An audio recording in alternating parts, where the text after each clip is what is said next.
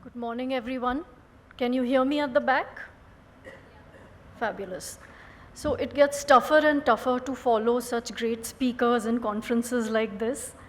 But the good news is that with every talk we hear how ideas are connecting to each other. So I'm really loving the mind merge that's happening with each speaker, and it's adding to my knowledge of AI, and I hope it does the same for you too. So why has this speech been called AI is like electricity molded to your needs? I'd like to take you back to 1800s. With the invention of electricity, the Industrial Revolution was set off, as you all know. It was really tough in the beginning. A lot of people were fired, a lot of people had to be retrained, entire factories had to be recreated, assembly lines made up. But cut to 100, 200, 300 years later, it ended up being a net positive. Why? Because with Industrial Revolution, we got more products to use. We could study at night, we could create at night. We got leisure time because things became faster. And with this leisure time, we invented new technologies like AI, which we are talking about today. And this really set us up for success as a race, a civilization. And art, culture, inventions, everything was born because of this electricity. So if we were to talk about electricity, it became a public good. Yes, there were good actors, there were also bad actors, but there was a net positive to electricity. And that's the idea that I want to present to you today. Could AI become a public good, which is a net positive? And if you see, all speakers today are talking about the same idea, and all they are saying is, let's be mindful, let's be watchful of what we use AI for. So if you look at this chart and look at the pink bubbles, AI is still very, very nascent. It's like just getting an ultrasound of a baby, right? And which is still under development. It's a baby that's growing very, very fast, but the bulk of investment in the pink bubbles is still going into the foundational models of AI. So the best and the worst is yet to come. So what I'm going to share with you today are 5 ideas, 5 implications, 5 themes that I think will happen if AI becomes a public good. With the disclaimer that I'm not a techie, I'm a marketeer, and we don't really know what's going to happen in the future. So that's the disclaimer. But let's go right ahead and see what these 5 implications hold for business, marketing, and Bharat. So the first implication is value at the convergence of technologies. Why do I say that? We are in the business of value exchange, right? We provide products and services and we get money in return. What's our biggest challenge? And there was a question here on how do we stand out, right? Our biggest challenge is differentiation. Everyone is starting to look and sound the same. At the end of the day, a shampoo is a shampoo, right? Now let's look at the technology side. A piece of metal without electricity is just a piece of metal. But you put electricity through it, it becomes a study lamp, right? So the magic, the value of AI will happen at the convergence of different technologies. Could we as business use this convergence to create differentiated value for your consumers and really get a win-win value system going? What do I mean with that? I'll give you 2 examples. Hair color is no longer, a differentiated product. But if you combine L'Oreal, Urban Company, and Lal Path Labs, now you're talking. Convergence of technology. Somebody tests my hair, they know my chemistry, they know my skin color. Lal Path Labs does that. L'Oreal creates a personalized hair color for me. Urban Company comes and administers it to me at my home. What will travel look like? We all know whether we are going on a business trip or a holiday, the coordination tax is very painful. So could the future of travel be Make My Trip meets Uber, meets UPI, meets maybe a chef at a Taj that you want to go to, where a customized itinerary can be delivered for us? Taxis will show up at the right time. A cuisine that works for my health needs and taste buds will be delivered to me, right? This is how brands can create value for the future at the convergence of technology. What's the risk with that? The risk is that brands and businesses don't have muscle of collaboration. Whose data will we use? Which brand will be the face to the consumer? Which brand will be whitelisted? Who gets the lion's share of the value created? These are the new challenges at the intersection of technologies. My guess is that the brand that has greater brand power, more trust, more loyal, and larger audiences will start getting a bigger piece of the pie. So the power of branding, in my view, will not go away. It will only increase. The second theme, we know that internet democratized creation. Now we know that with AI, with technology, compute will go up, cost will go down. Could we tomorrow have 3D printers at home at the cost of a paper printer? And if that were the case, if I love a Birkin bag and I want a Chanel also, could I work with AI to design a personalized bag for myself, printed at home on my 3D printer? That's one scenario. Everyone who is a knowledge worker is creating their own GPTs. So tomorrow, will an MBA become redundant? And let's call a guy called Ram, who's super innovative. He curates 20 world best professors, GPTs, and creates a MBA for himself. Could this be the future? What are the implications of this? Whole industries may get wiped out, but new industries will be born. But more importantly, what will happen to the idea? We know that great artists steal, but they steal to create something even better. But the question is, where does stealing end and creation begin? So if Ram GPT is the new MBA in Gorakhpur, can Ram GPT charge 15 students for it? And will Ram have to pay these 20 professors? How will he or she pay them, right? If I take a Birkin idea, a Birkin design, and make my own handbag, do I pay Birkin some licensing fee? The bag will still be cheaper for me. Or will Birkin pay me for my idea, because when I use the Birkin bag, I'm making their brand better? And these are the areas of gray that will become very, very critical for us. Coming from the first 2 points, new business models. We know that any company, and all speakers have spoken about this, that does not have AI will be left behind. But we also know that companies do not have the resources and compute power to do this. So AI as a service could become a plug-and-play model in the future.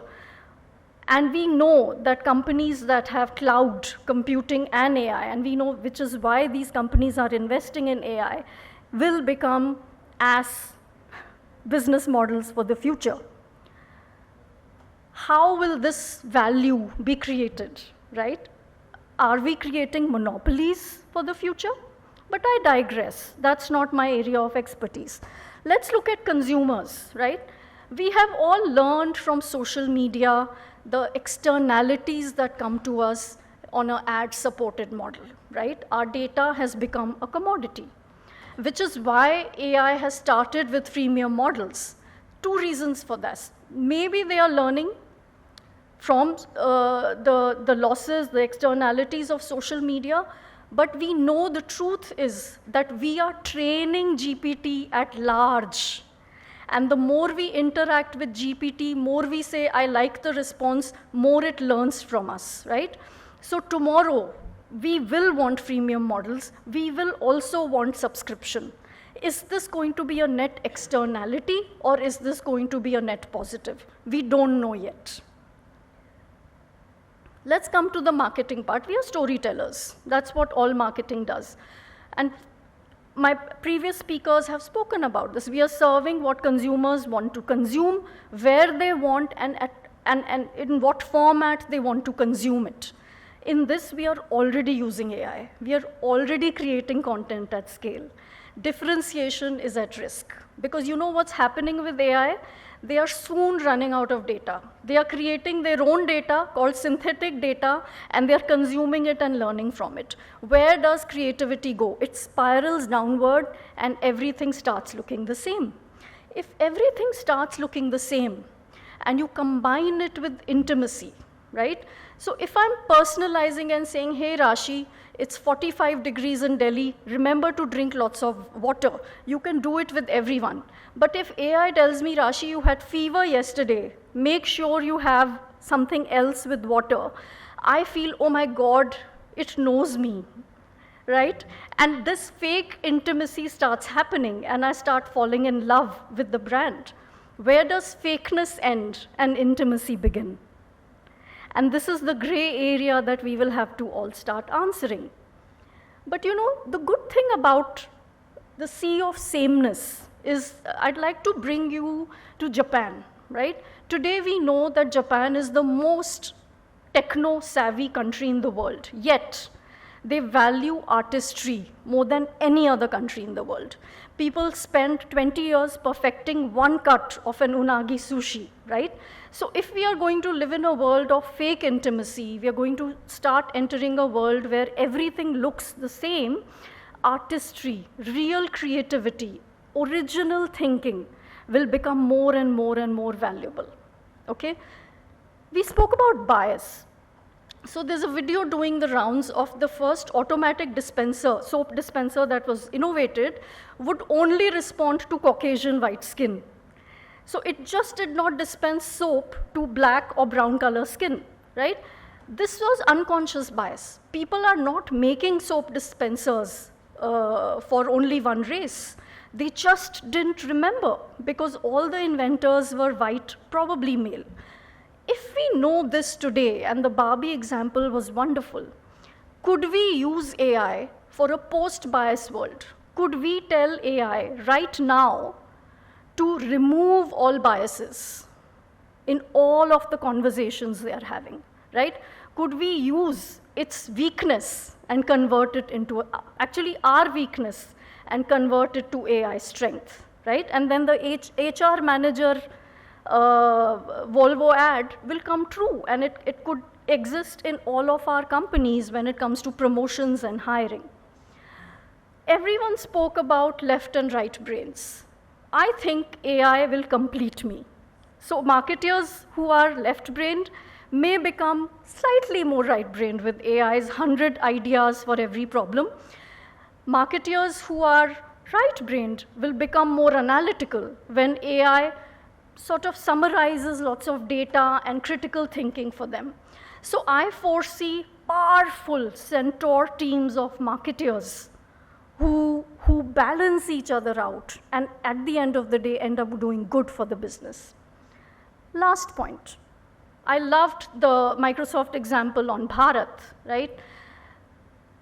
I think all of you know this, but 37.8%, and I learned this statistic just yesterday from the ex-chairman of RBI, Raghuram, that 37.8% of youth, only 37.8% are ready for a job.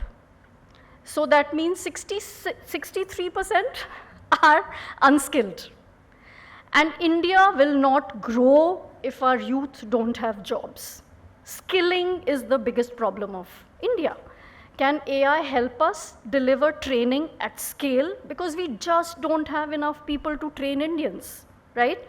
Can we use demographic dividend and put it to use? And right now, it's becoming a demographic tax, right? Can we train our youth to become prompt engineers? Can we train them to start doing LLMs in Indian languages at scale? Because if AI can't speak our language, how will it train us? How will it teach us English and so on? You saw the agriculture example, and you're all Indians. You know what all can happen with AI and Bharat, right? And I think, therefore, for a resource-constrained country like ours, we have to get very imaginative and start using our 63% youth for good in these kinds of spaces.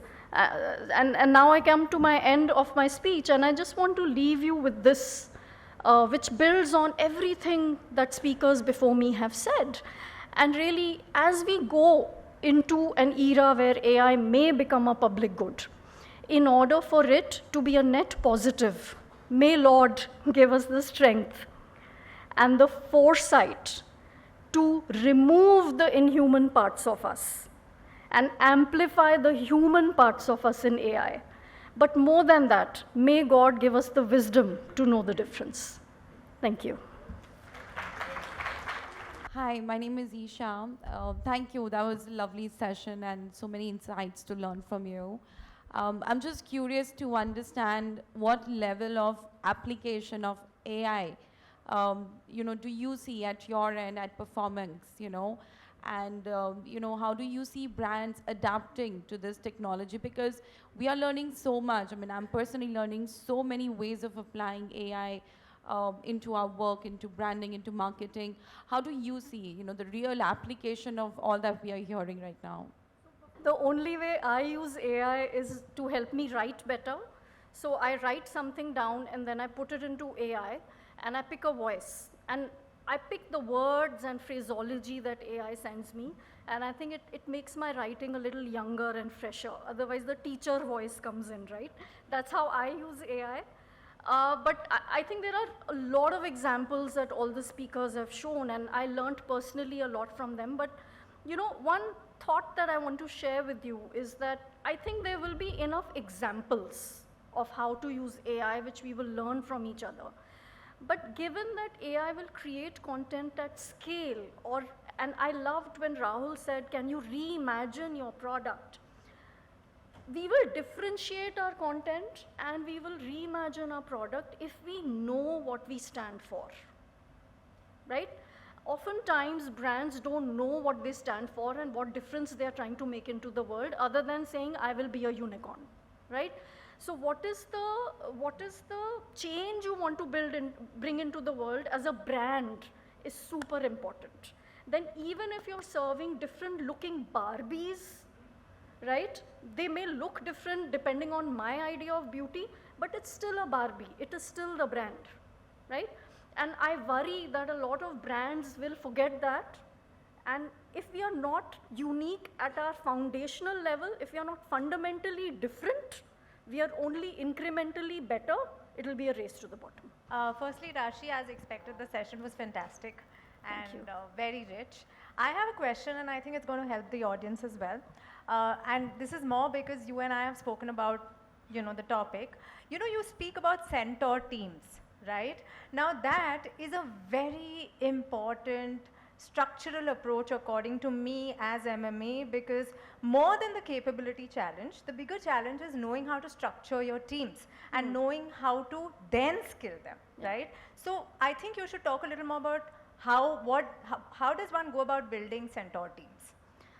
I think it really goes to org design, right? What is the change I'm trying to bring into the world with my brand? And therefore, what do I need? So if I start with that, and I was just talking to Avinash, he's the CMO for Popeyes, and he was saying, I don't think I need so many people anymore, right? So we say, if I'm trying to bring a change into the world, let's say I'm an agency, and I'm all about creative, right? I'm all about original artistry. I will hire 2 of the world's best resources in my context for creation. Everything else will be AI or more operator, slightly more prompt engineer type of resources, right? So you've got to start with, what am I all about? Now, if I am an analytics firm, I'm a digital analytics firm, the core 2 employees I will need are people who know how to make sense of the data. I will need 1 storyteller, right? Maybe a prompt engineer will be there in every company. I really see this career taking off.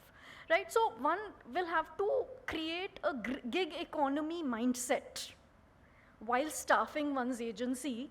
Instead of, us in big companies, we have this habit of hiring for every role, and people are building empires. Oh, I have 15 people reporting to me.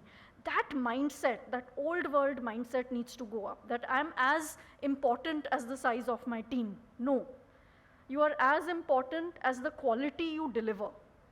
So that obsession needs to go away, and the youth of Bharat need to become centaurs in themselves, right?